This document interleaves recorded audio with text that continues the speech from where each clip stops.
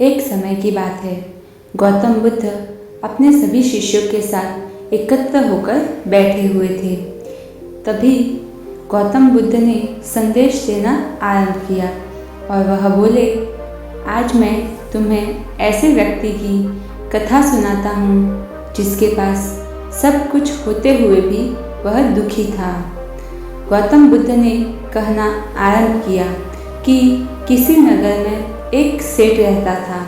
उसके पास लाखों की संपत्ति थी, बहुत बड़ी हवेली थी, नौकर चाकर थे, फिर भी सेठ के मन को शांति नहीं मिलती थी। एक दिन किसी ने उसे बताया कि एक नगर में एक साधु रहता है। वह लोगों को ऐसी सिद्धि प्राप्त करा देता है कि उसे मनचाही वस्तु मिल जाती है। सेठ उस साधु के पास गया और उसे प्रणाम करके निवेदन किया कि महाराज, मेरे पास धन की कमी नहीं है, पर फिर भी मेरा मन बहुत अशांत रहता है।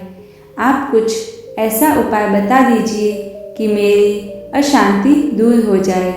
सेठ ने सोचा कि साधु बाबा उसे कोई ताबीज़ दे देंगे या ऐसा कुछ कर देंगे जिससे उसकी इच्छा पूरी हो जाएगी और उसका मन हमेशा के लिए शांत हो जाएगा।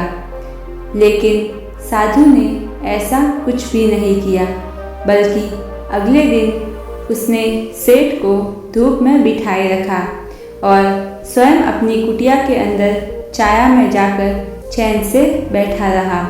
गर्मी के दिन थे। सेठ का बुरा हाल हो गया।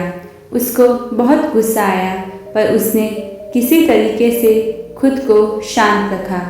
दूसरे दिन साधु ने कहा, आज तुझे दिन भर खाना नहीं मिलेगा।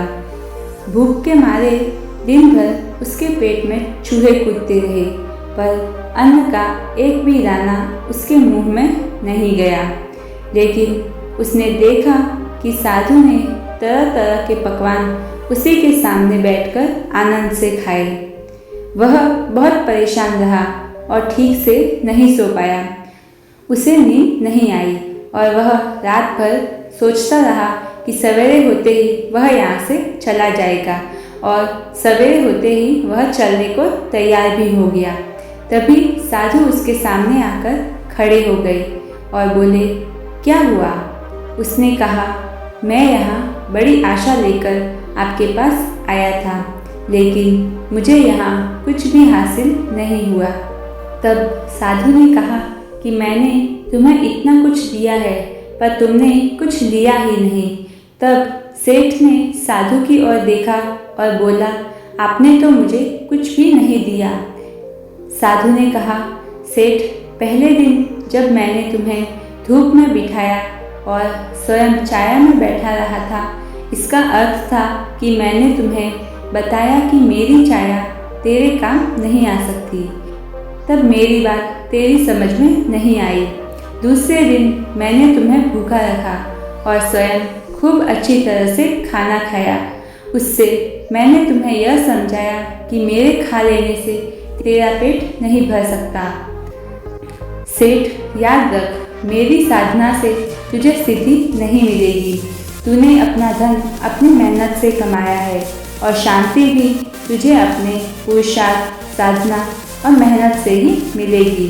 सेठ की आंखें खुल गई और अब उसे अपनी मंजिल पर पहुंचने का रास्ता मिल गया था। साधु के प्रति आभार व्यक्त करता हुआ वह सेठ अपने घर लौट आया।